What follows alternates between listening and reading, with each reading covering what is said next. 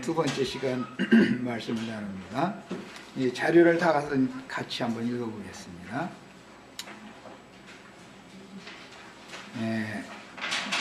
첫째 시간 그 말밑 부분에 우리가 성경 여기저기를 다 찾아 읽어봤는데 베드로 후서까지만 읽고 요한 1서 2장 28절 3장 1절로 3절을 안 읽었는데 요한 1서 2장 28절을 읽어보겠습니다.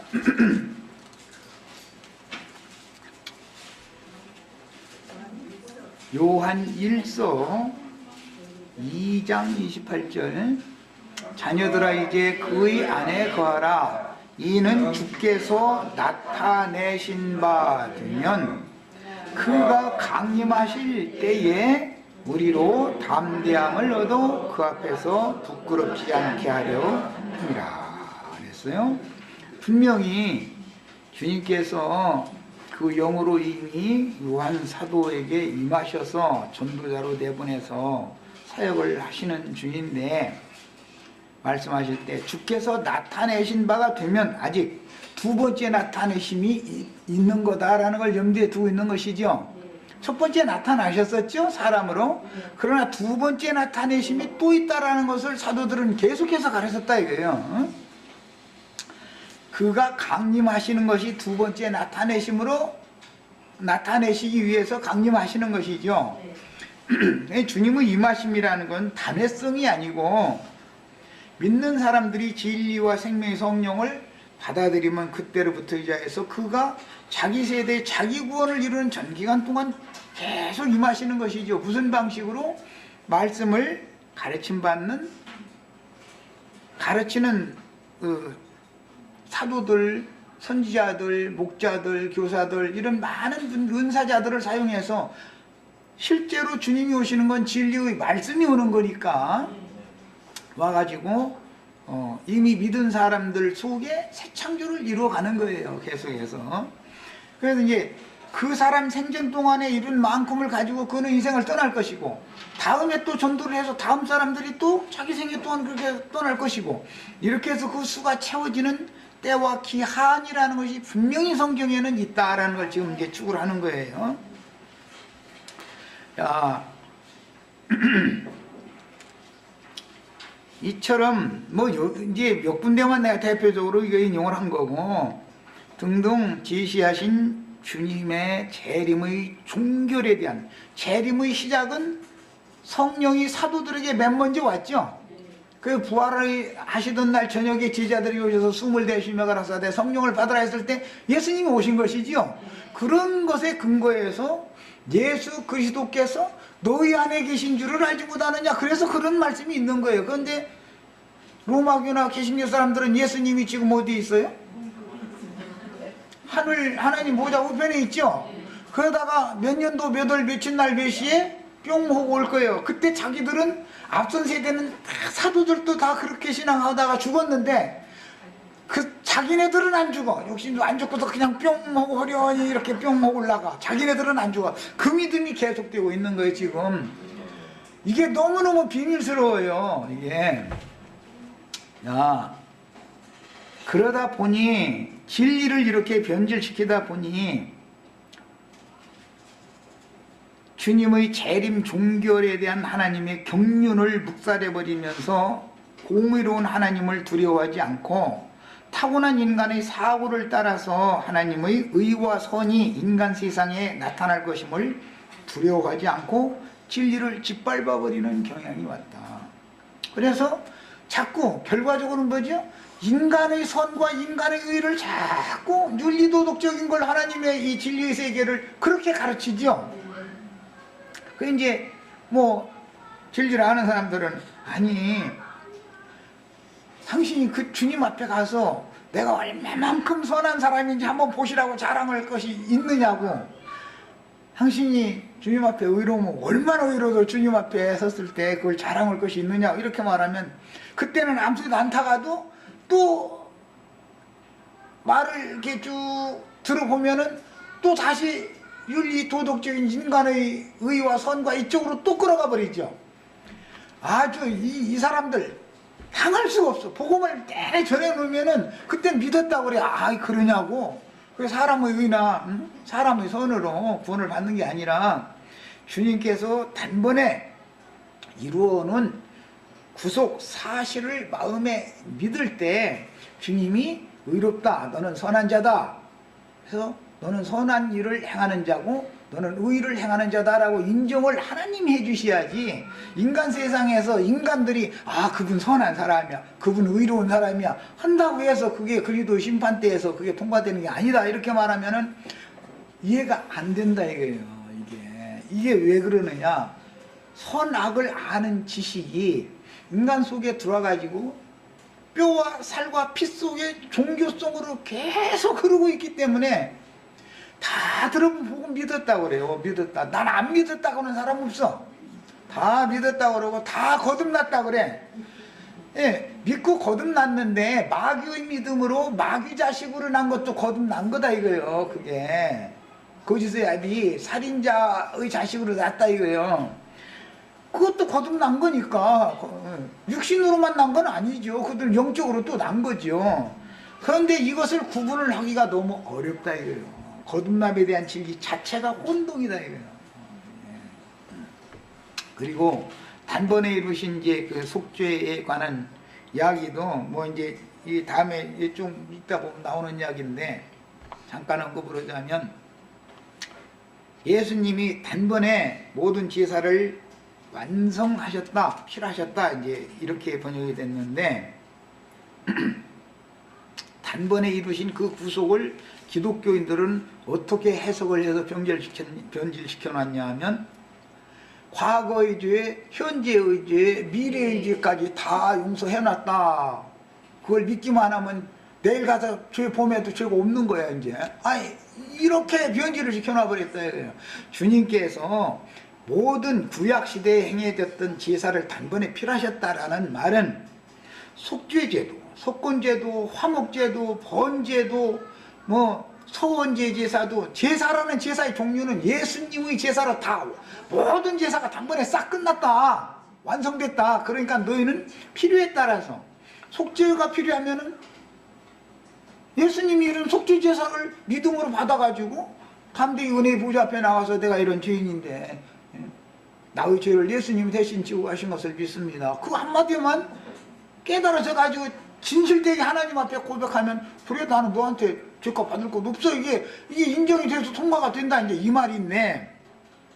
또 나 오늘 은혜가 너무 커서 주님을 위해서 뭐 오늘도 우리 식구들 여러 가지들 뭐 보따리에서 갖고 왔네. 이걸 참 가져가기를 주님 앞에 내가 헌신하고 드리기를 소원합니다. 나 자신을 주님 앞에 드리겠습니다. 혹은 서원제, 전제를 내가 가서 뭐 포도주 딴 딸고 막 그냥 복잡하게 이렇게 하는 게 아니고, 뭐 양 잡아가지고 막 염소 잡아가지고 막 핏불에 쌓고 기름 태워 쌓고 이렇게 하는 게 아니고, 예수님이 그것을 예수님이 자원함으로 기쁨으로 당신 자신을 죽음으로 넘겨 드렸죠. 서원제가 다 끝났죠. 주님께서 이미 다 완성하신 그 제사를 나는 그냥 믿음으로 취하고, 주님께서 이미 이루신 이 제사, 단번에 이루는 이 제사의 근거에서 내가 오늘 또 담대하게 은혜의 보좌 앞에 또 나가서 때를 따라서 돕는 은혜를 내가 구합니다. 그 내 마음에서 하나님을 사랑하는 마음, 하나님을 위해서 헌신하고자 하는 마음이 소멸되지 않도록 그 제사의 효능이 내 속에 계속 살아있도록 주님 지켜주셔야 되겠습니다. 이렇게 하면은 모든 제사가 단번에 필요한 것이 내가 믿음으로 취하면 된다 이 말을 갖다가서 어떻게 와전시켰냐면, 과거의 죄, 현재의 죄, 미래의 죄까지 다 용서해버렸다. 이렇게 그게 완전히 예수 믿고 나서 더 나쁜 놈 만들어 놔버리는 거예요 이제. 안 믿을 때보다 세상 사람보다 더 나빠지는 거예요 이제. 그러다 보니 이렇게 복음 진리를 너무 그럴싸하고 좋은 말을 가지고 꾸며대 가지고 하나님의 진리의 말씀에다가 가라지씨를 살짝살짝 누룩을 섞어서 덧뿌려 놨더니 오늘날 교회의 상황이 이 모양 요꼴이 된 것이다 이 말이야. 진리를 진리대로 지킬 수가 없는 거예요 사람들이. 이제 진리를 증거하는 증인들을 만나고 저희의 그 관념대로 앉는다 해가지고 이단이다 이래가지고 이제 박해버리는 거야. 이것이 어제 오늘의 일이 아니다. 우리는 성령의 인도를 따라서 모든 진리 가운데로 인도를 받으셔야 되겠어요. 그래서 마침내 진리의 지식을 다 구비하셔야 되는 거예요. 그래서 장성한 자가 된다, 온전케 된다는 것은 진리를 아는데 이르렀다고 말이 납니다. 진리가 나를 진리이신 하나님과 일치시켜 놔야 된다 이 말이에요. 그러면 진리를 정확하게 가르치는 어떤 종들을 만나야 되고 진리의 가르침을 받아야 사람이 뭐 변화된다고 했었는데, 아니 진리로 바꿔줘야 되는 것이지 사람의 어떤 관념으로 사람이 바꿔진다고 해봐야, 바꿔지면 얼마나 바꿔졌어? 조금 너 도토리 기재기지 50보 100보지 해봤자, 응? 이것은 전부 종교성이다. 다 보면 도토리 기재기여. 자기가 온전했다고 하는데 윤리 도덕적으로 볼 때 선한 사람 옳은 사람이 된 이것을 가지고 자꾸 판단 기준을 거기다 두는 거예요. 진리를 가지고 판단 기준으로 두는 게 아니라, 이게 진리의 하나님은 멸시당해버린 거예요, 인간에 의해서. 이게 너무너무 비밀인 거예요. 창세기 시작에서부터 계시록 끝까지 이 비밀이 계속 지금 흘러가는 거예요. 그러니까 나는 계속 이런 얘기를 하면은 애써서 얘기해놓으면 좋은 말씀 많이 들었다 이러고 돌아서거나, 그 뭐 다 안다고 다 뭐 우리 목사님 하는 말씀하고 똑같더만 뭐 이러고 앉고 정말 나 그러면 나는 진짜 참 그야말로 허심 빠져버려. 난 전혀 그 얘기가 아닌데, 목사님 하는 말과 똑같은 말을 내가 하는 게 아닌데 사실은 전혀 반대되는 말을 하고 있는 건데, 본인들은 들을 기가 없어 놓고 나서는 다 안다고 막 다 들었다 해서 막 이러면 참 곤란하죠. 그런데 복음을 영으로 깨달아서 마음에 믿는다는 것은 사실은 그게 비밀이에요. 믿음의 비밀을 그래서 가진 자라야 장로가 되려면 믿음의 비밀을 가진 자입니다. 이랬던 거예요. 그리고 믿음은 모든 자의 것이 아니다 그랬어요. 오늘날 기독교인식으로 그렇게 다 그냥 그들이 믿음이라면 그건 그 믿음이 너무 말하자면 싸구려 믿음이라고 뭐 좀 안 좋은 소리지만 그런 표현을 하면 그건 너무 가치가 없는 믿음이죠. 그 귀신의 믿음이지 뭐야. 귀신도 믿고 떤다는데. 부활의 첫 열매이신 그리스도는 아까 고린도전서 15장 23절로 24절 아까 읽었어요. 첫 열매이신 그리스도가 첫 번째고, 그 다음에는 그리스도 강림하실 때 그에게 속한 자가 두 번째예요. 그러니까 이것은 긴 시간이 당연히 있죠. 예수 안에서 자던 자들이 단체적으로 일어나는 부활을 여기서 말한 거니까 두 번째 부활이라는 건. 그런데 마지막 부활이라는 게 또 있다 이거예요. 그것은 크신 보좌의 심판 때 천년이 찬 다음에 모든 죽은 자들을 받아도 내주고 음부도 내주고 다 죽은 자들을 내주면 그 부활이 또 있는 거예요. 그 심판의 부활이라는 게. 야, 그래서 성경은 분명히 부활을 말할 때는 세 단계를 정확하게 제시하고 있지만, 웬일인지 이것을 증거를 하면은 이단 나왔다 이러버린다 이거예요. 저희는 예수님 부활 때 이미 다 믿어서 부활됐다 그러고, 그리스도 심판 때는 또 뭐 그래 그걸 어떤 걸 읽어보니까 예수님 십자가에 못 박힐 때 나는 이미 그리스도 심판 때를 통과했다 이런 걸도 내가 좀 본 적이 있는데,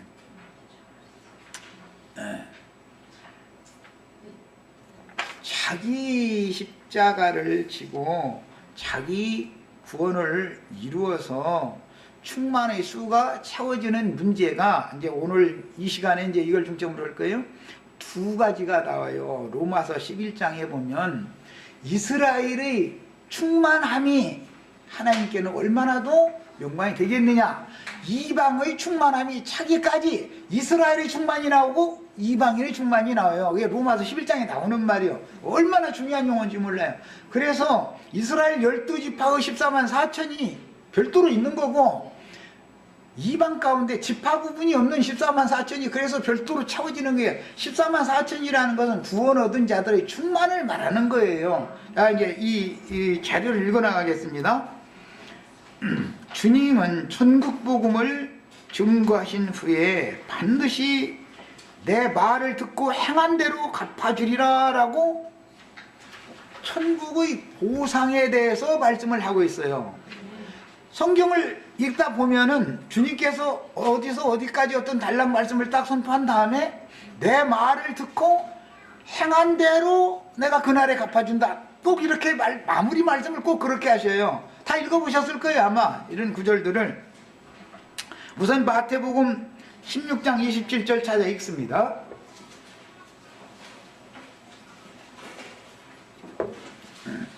천국 보상이라는 것을 아셔야 돼. 인자가 아버지의 영광하고 천사들과 함께 그때 각 사람이 행한 대로 갚으리라. 야, 주님이 천사들과 앞으로 다시 올 거다 그랬죠? 그런데 그때 보상을 할 거다. 각 사람이 행한 대로 갚아준다 그랬어요. 갚는다 말이에요. 천국 보상이라는 게 분명히 약속으로 돼 있는 것이다 이 말이야. 그런데 천국 보상 얘기를 하면 지나치게 신령한 사람들은 구원받은 것이 보상이지 무슨 뭐 보상이 또 있냐 말이야. 그럴 필요가 뭐가 있냐. 아니 이렇게 나와버리는 거예요. 참. 내가 그랬잖아요. 근데 이 로마서 2장에 보면 그 다음에 디모데후서 4장 14절도 읽겠습니다. 자 찾아 읽습니다. 있어요. 그 말이 있어요.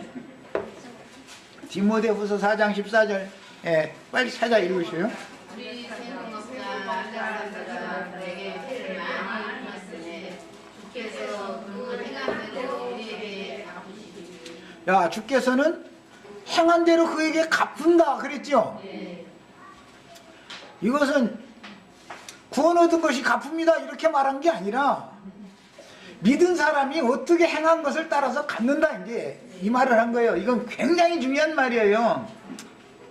선을 행한 자는 생명의 부활로, 악을 행한 자는 심판의 부활로 나온다 그랬어요. 그 보상이에요 보상.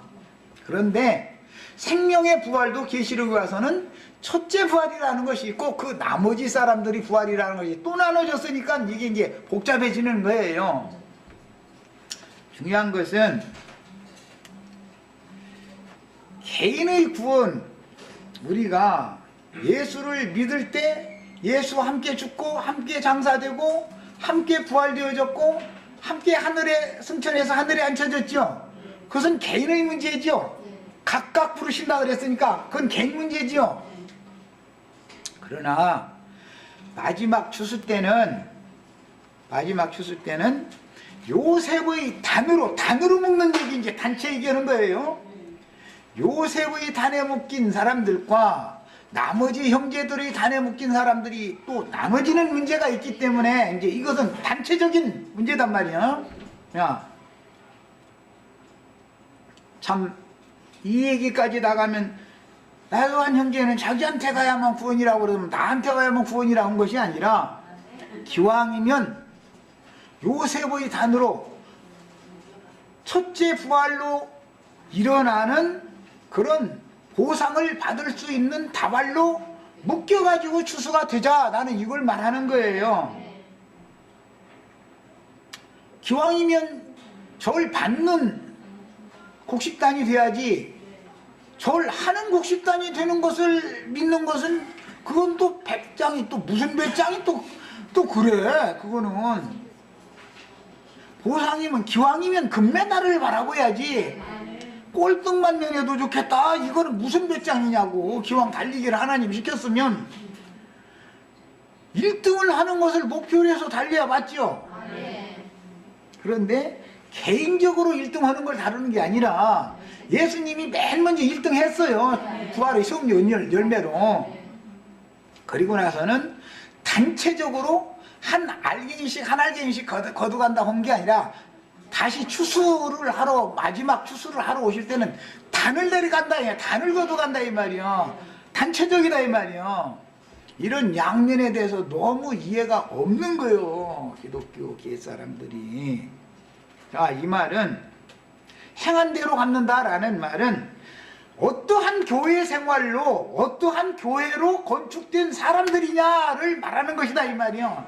내가 무슨 여기 정사의 집에다가 김장철이 돼가지고 김장 몇 폭이라도 해서 갖다 이렇게 주고 잡수시라고 우리 여기 교회인데 일요일날 오시라고 전도해도 소용없어. 거기 이미 목사님이 거기 다 심하고 있어. 그 천사의 집들 고아원들은 모자원 고아원 여기는 목사님들이 이미 다 있어. 그냥 우리가 암만 거기 전도하려고 가봐도 소용없어. 그 사람들은 거기서 전도 받게 돼 있어. 놔둬. 그거는 하나님이 필요대로 와서 하는 일이니까. 그런 걸 행한 것을 말하는 게 아니단 말이에요. 성경이 말하는 행한, 예수님이 말씀하신 대로 내 말을 듣고 행한 대로라고 그랬지, 세상 사람이 행한 대로라고 하는 구절이 없어요. 성경에는. 주님의 말씀이 뭐예요? 내 몸을 세워라. 내 교회를 나와 함께 모아서 나와 함께 나의 몸된 교회를 세워야 된다. 이것을 말씀을 다 한 다음에 행한 대로 갚아주리라. 다 이렇게 돼 있어요. 행한 대로 갚는다는 말씀을 다 보세요. 다 이렇게 돼 있어. 그러니 세상에는 여러 부류의 곡식 단들로 상징되는 교회 모임들이 있는 거예요. 매 세대에 한단. 우리는 뭐 비록 그들이 볼 때는 몇 명 안 모여서 작은 단위겠지만 이삭 주소서 하는 거니까 뭐 단위 클 수가 없지. 뭐 당연하죠. 나 흉년에 그 이삭 주소 봐서 알아. 웬만 다 다니면 한 주먹 채기도 어려운데 그 한 답을 만들려면 그거는 보통 문제 아니야. 하루 종일 해봤자 이만큼 되는 거 갖고 오기 마련인 건데. 그래서 여러 부류, 여러 형태의 교회 모임들이 계속 매 세대에 온 땅에 있어요. 그런데 기왕이면 절 받는 단에 묶여야지 왜 절을 하는 단에 묶이려고 애를 쓰냐 이 말이. 그놈의 배짱은 무슨 배짱이야. 몰라서 그러는지 배짱이 좋아서 그러는지는 몰라도 기왕이면 보아스의 밭에 있는 품꾼들이 단을 치는 그 단에 묶여야지 왜 다른 밭에 가서 그 곡식으로 자랐어도 말이야 다른 밭에서 자랄 필요는 없잖아. 응? 왜 그러느냐고. 이것은 오늘날 기성교회가 구원에 관한 개인으로 시작해서 단체로 마친다. 하나님의 뜻은 언제나 한 사람 아브라함을 통해서 불러내셨지만 결과적으로는 이스라엘 12지파를 통해서 이스라엘 나라를 통해서 하나님의 뜻이 실현되는 것을 단체로 완성하는 것을 말씀하고 있다는 것에 대한 이해가 너무 없는 거예요.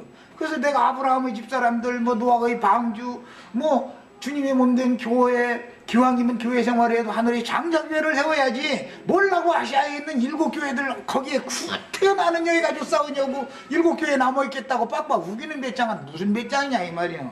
거기서 이기는 자는 나와라 그러니까 나와가지고 하늘의 장자교회를 기왕이면 성령과 신부가 오라 하는 곳으로 가서 거기에서 값없이 생명수를 받는 그런 교회 모임 생활을 해야지. 응? 구태여 아시아에 있는 7교회 거기는 사탄의 사자들도 보냄 받아가지고서 주의 사자들만 있는 게 아니라 사탄의 사자들도 같이 역사하고 있는데 왜 거기에서 혼잡한 말씀을 가르침받은 교회 생활을 하려고는 배짱은 무슨 배짱이냐 이 말이야. 이게 무슨 행한 대로 갚는다 이렇게 나오면 벌써 생각이 풍 하고 어떻게 냐면 100일어치 맞으면 김치라도 담아서 나눠 먹었느냐 이제 이것을 먼저 생각을 탁 해버리는 누가 뭐 가르칠 필요도 없이. 그러나 주의 말씀은 내 말을 듣고 이렇게 행하는 자에게는 이런 상을 주겠다 이렇게 돼 있단 말이에요. 주님의 말씀을 행하는 걸 말하는 것이다 이 말이에요. 주님의 말씀을 행한다는 건 주님의 교회, 주님의 몸된 교회를 어떻게 세우느냐 여기에 초점이 맞춰져 있다는 걸 아셔야 돼. 개인적으로 뭐가 선한 사업을 하고 뭘 그런 걸 행했다고 하는 게 아니단 말이에요. 성경이라는 것을 자세히 읽으셔야 돼. 그래서 성경을 다 이제 이 자료를 읽어 나가겠습니다. 참 이런 걸 다 가르치기는 너무 어려워요. 사람들이 이 고정관념이 굳어져 있기 때문에. 계시록 19장 2절이나 22장 12절에도 행한 대로 갚는다는 말씀이 계속 나왔어요. 자, 그분의 심판대에 대해서 여러 번 증거하셨는데 마태복음 25장 19절에 보면 심판대 얘기가 나왔어요. 31절에도 심판대 얘기가 나왔어요. 마태복음만 읽어보겠습니다. 25장 19절 31절 2절 읽겠습니다. 마태복음 25장 19절 31절 2절 봅니다. 오랜 후에 오랜 후에 그 정도의 주인이 돌아와 그들과 오랜 후에 돌아왔으니까 2000년이 지금 그 오랜 후에 지나갔죠. 사명을 맡기고 그 주인이 갔어요. 먼 나라로 왕위를 받아가지고 오랜 후에 오는 거예요. 이제 와가지고 그때 어떤 사람들에게는 어떻게 보상을 한다. 지금 이거 약속하는 거예요. 자, 읽어봅니다. 5달란트 받았던 자는 5달란트를 더 가지고 왔는데 주인이여 내게 5달란트를 주셨는데 어서 내가 또 5달란트를 남겼나이다.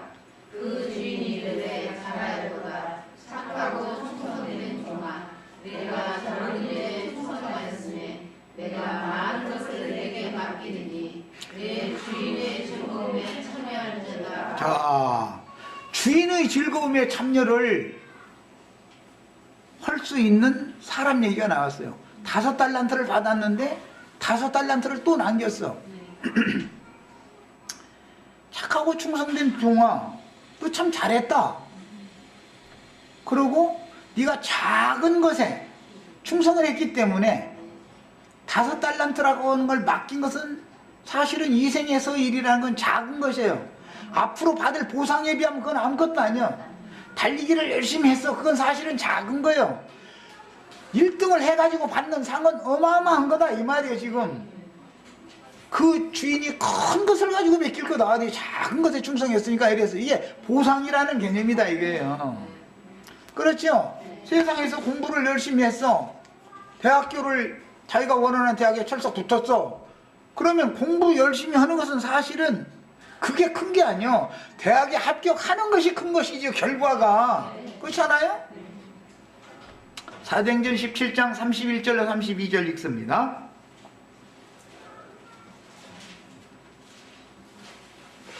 사도행전 17장 31절 32절. 예? 자, 천하를 공의로 심판하실 날을 작정이 돼 있는 거예요. 그분이 그리스도죠. 어떤 그리스도요? 재림하신 그리스도죠. 다시 오셔가지고 그걸 천하를 심판한다는 거잖아요. 지금 그 심판 때가 뭐예요? 예수님 혼자 하는 게 아니라 천사들과 함께 와서 보좌들에 앉아서 심판하는 거예요. 그런데 계시록 20장 4절에서는 뭐라고 했어요? 첫째 부활에 참여한 자들이 심판하는 권세를 다 받아가지고 있었다 이랬어요. 그 권세를 받는 것은 상 받은 거죠. 성경이 말하는 개념을 이해를 시키려고 그래요. 고린도전서 4장 4절로 5절 또 읽습니다.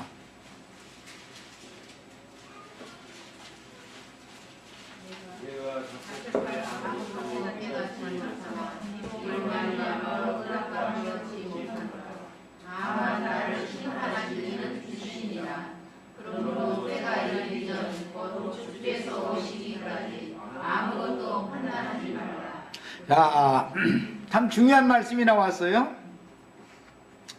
주님이 영으로 오셨지만 재림을 종교를 할 때까지는 우리가 이 생에 육신을 입고서 사는 동안은 내가 재판장에 대해서 판단하라는 거 하지 말라는 거예요. 왜? 모든 판단을 그분이 오시면 그분이 정확하게 해줄 거니까. 그런데 기독교 교회 무천년설과도 맞지 않는 얘기지만, 아니 지금 미리 다 판단 다 받아가지고 왕노릇 한다 이제 이렇게 나오면은 이거는 어떻게 참 너무 곤란한 얘기죠. 그리고 그러면 스스로가 생각하기를 나는 왕이 됐고 너는 왕이 아직 안 됐고 이제 이런 것을 자기 속으로 지금 다 판단해 놓고 있다 이 말인데, 그 판단하는 것은 주님이 알아서 할 일이지 무슨 놈의 판단을 미리 그렇게 하는 걸 그렇게 좋아해. 난 그래서 복음을 전할 때 지금은 내가 우리 지체들 선생으로 보냄을 받았으니까 내가 앞선 자지만, 우리 윤자매님이 마지막 때 결승점에 도달했을 때 나보다 그냥 0.0001초만 앞서도 무조건 이긴 거예요. 그게 예, 빚을 대서 0.0001초 같은 거 그냥 동률로 해주자 이렇게는 없어. 정확하게 아주 그냥 정확하게 판단하시지. 그게 경주가 아직 안 끝났는데 저 이 생을 떠나지도 않았고 내 세상 것이 주님의 세상 것은 아니죠. 주님의 세상 것에 나의 세상 것이 포함될 뿐이지. 다른 많은 분들이 세상 것도 거기 포함돼야 되는 것이고. 그런데 미리 다 판단해버리고 앉았으면 그럼 뭐야 도대체 이게? 그럼 무슨 뜻이에요? 하나님이 약속하신 천국 보상에 대한 원리를 너무 무시하고 있다. 모른다는 거예요. 한마디로 말해서 무시하고 있는 거예요. 야, 성경에 보면 세상을 먼저 심판한다고 되어 있지 않고 하나님이 자기 백성을 심판한다는 말씀이 나와요. 히브리서에 있는 말이에요.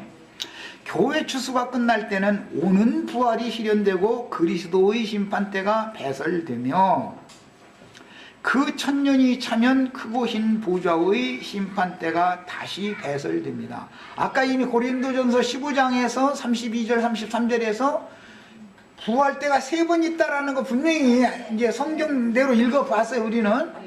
자, 현세의 교계인 큰 음녀에 대한 심판은 가라지 단을 풀무에 던져넣는데 포도송이를 거두어 성 밖의 큰 포도주 틀에 던져놓고 밟는다고 하셨어요. 여기서 계시록에 가서 교회 시대의 끝의 교회 내에서의 가라지, 예수님은 곡식 농사를 하는 것을 말씀했기 때문에 천국의 곡식과 가라지로 비유를 했어요. 그런데 계시록에서 완성에서는 왜 포도송이라는 말씀을 했을까? 이것은 예수님이 이 땅에 오셨을 때 입만무성한 무화과 나무를 보시고 저주했죠. 그때는 예수님이 육신으로 이 세상에 오셔서 전도를 하실 때는 무화과 열매의 때예요? 이파리 때예요? 입만무성한 때예요. 그러니까 입만무성한 무화과 나무를 저주를 한 거예요. 그러나 주님이 마태복음 24장으로 넘어가서 말씀을 다시 증거를 하실 때는 그러나 무화과 나무의 비유를 배워라. 때가 되면 저주받은 무화과 나무 뿌리로부터 말른 무화과 나무지만 연한 순이 나고 가지가 돋아난 때가 온다. 그러면 여름이 가까운 줄을 너희가 알으라. 이것은 인자가 곧 눈앞에 이른 것을 말하는 거다라고 또 무화과를 저주를 해서 아주 그냥 말라 비틀어져 죽어버렸는데도 말라 비틀어져 죽은 무화과가 다시 살아나는 때가 있다. 일어났다 이 말이요. 아, 포도나무라는 것은 신약 교회를 말하는 거예요. 이방인들이 교회를.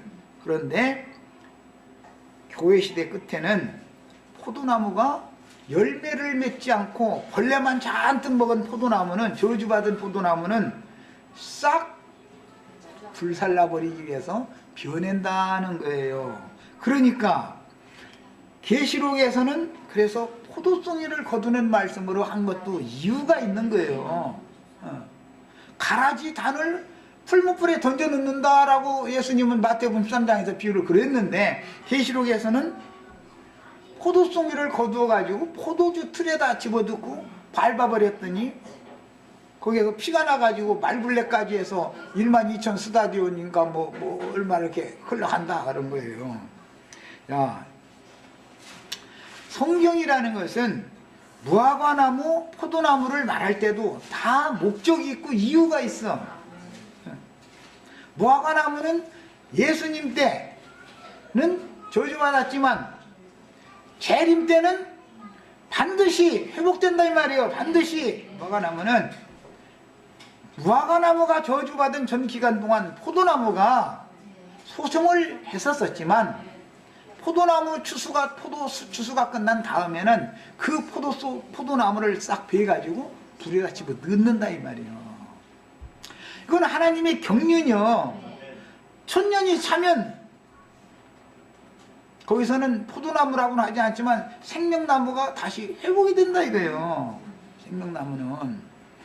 그래서 하나님의 말씀이라고 하는 것은 어떤 비밀 암시를 쭉 다 감춰놔두고 있는 거예요. 이런 무화과나무, 포도나무라는 비유는 이사야 34장에서 이미 나온 말이었기 때문에 잎이 말린 무화과나무 잎과 포도나무 잎에 대해서 말씀을 했어요. 그런데 하늘이 큰 소리로 말린다, 이렇게 포도나무 무화과나무 이파리가 말리듯이 하늘이 말려가지고 떠나간다, 이사야 선지자가 그렇게 했어요. 그래서 아까 베드로 후서 3장에서 그 말씀을 인용을 한 거예요. 인용을 할 때는 어떤 배경을 알아야 돼. 이게 무슨 뜻인지를. 하늘이 떠나간다, 하늘이 말린다, 이 말은 뭐예요? 신앙세계 믿는 이들이 다 심판을 받기 위해서 도로로 거기서 한꺼번에 몽땅 다 말린다 이거예요. 거기에 포함된 자들은. 그래가지고 신앙세계가 심판받는 것을 말할 때 하늘이 떠나갔다 그러지, 창공 하늘이 어디로 떠나가겠어요? 어? 창공, 이런 공중 하늘이라는 걸 어디로 떠나갈 데가 없잖아. 어떻게 해서 하늘이 불이 타? 하늘을 불살리려고 간수했다 그랬는데 하늘을 무슨 재주로 불태우냐고. 믿는 사람들이 영이 심판받는 걸 말하는 것이지, 말하는 의도를 알아야 된다. 성경을 해석할 때는. 뭐 오늘은 뭐 그런 데까지 다루려고는 안 했는데 이상하게 할 수 없이 거기까지 다뤄진 거고. 자, 그래서 현세의 교계인 큰 음녀에 대한 심판은 가라지단을 풀무에 던져넣는데 포도송이를 거두어 성 밖의 큰 포도주 틀에 던져넣고 밟는다 하셨고, 첫째 부활에 일어나지 못할 그 나머지 신자들은 바깥 어둠에 버려두신다 그랬지, 불못에 듣는다고 돼 있지 않다 이거예요. 성경의 용어를 정확하게 멋대로 해석하면 안 된다 이거예요. 천당 아니면 지옥 이런 게 아니에요. 성경이라는 건. 짐승들의 나라인 세상은 이제 음녀 심판이 먼저 끝나고 나면 그 다음에는 세상 심판이 당연히 와야죠. 그래서 세상은 아마겟돈의 전쟁을 통해서 심판하심으로 첫째 부활에 참여한 이기는 자들은 불타는 유리바다 위에서 구원의 은혜를 찬양하는 내용이 나왔던 거예요. 계시록 15장 5절에 이렇게 돼 있죠. 불붙은 유리바다 위에서 찬양한다고 그랬죠. 바다에 불이, 아까는 이제 하늘에 불탔다 이거, 이번에는 이제 바다가 불탔다. 아니 바다에 무슨 기름배가 뭐 엎어져가지고 거기다 두고 성냥불 그거 됐나? 왜 바다가 불이 붙어? 태평양 바다가 불타겠어요? 지금 인도양 대서양이 불탄다 그 말은 아닐 거 아니야. 세상에 심판이 집행되고 있는 중이다 그 말이지. 그게 뭐예요? 출애굽이라고 하는 것도 결국 그거잖아요. 어?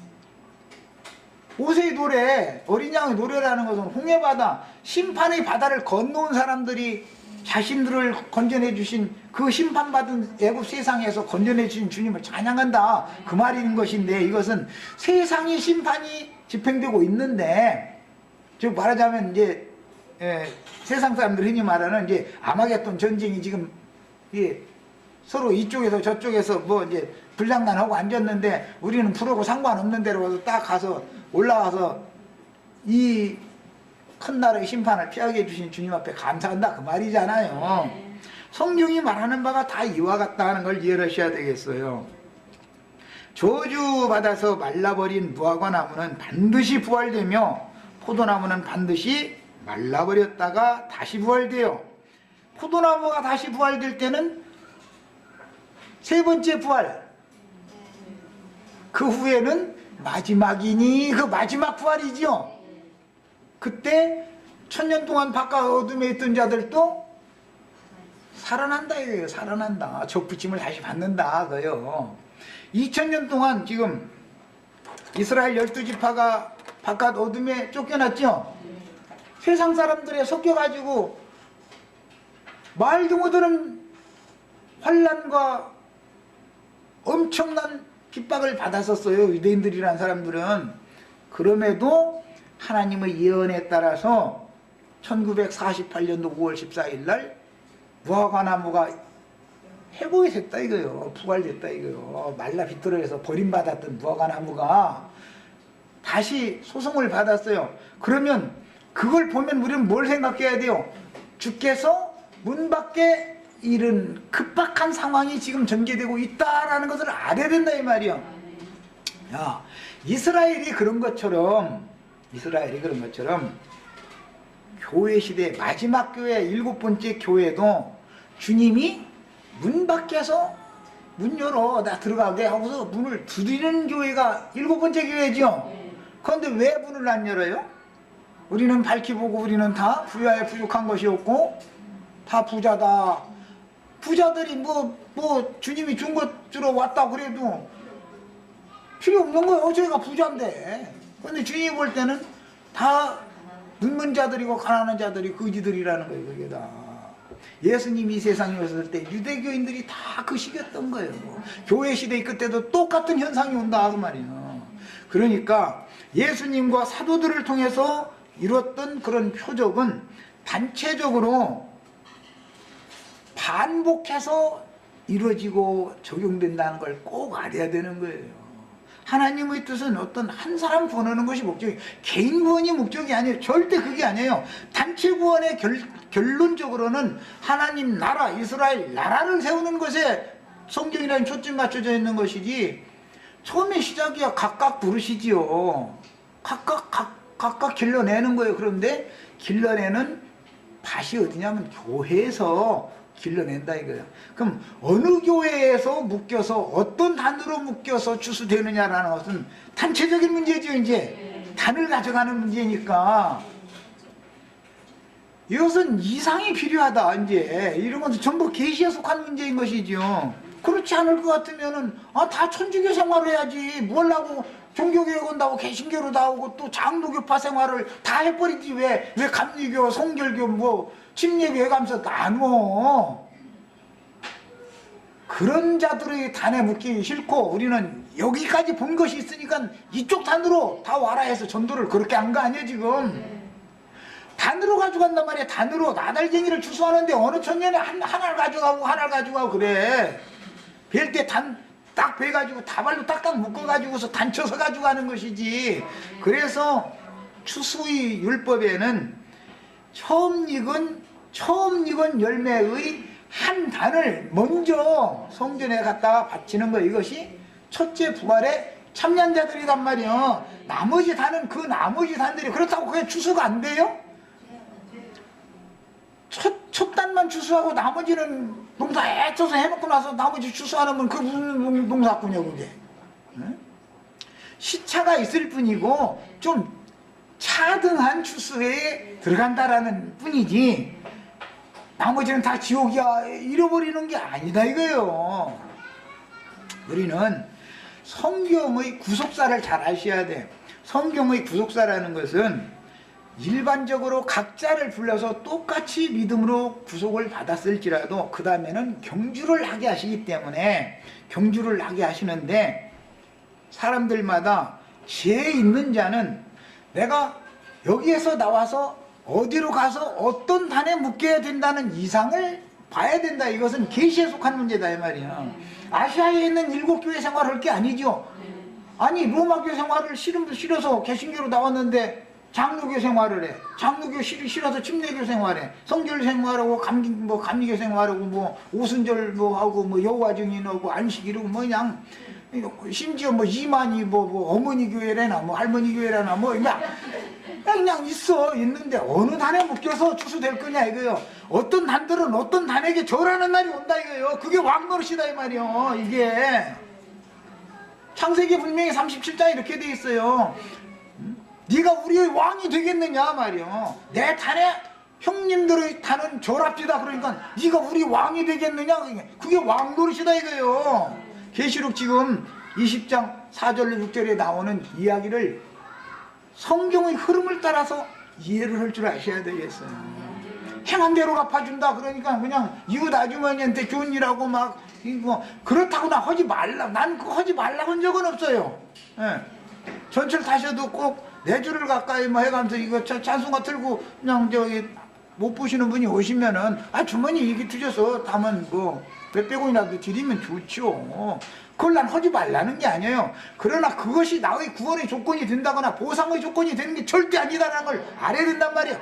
어떠한 교회 생활을 할 거냐 이 말이에요. 어떠한 교회 생활, 어떤 단으로 묻게 왕 노릇을 할 거냐 이 말이에요. 여기까지 해서 마칩니다.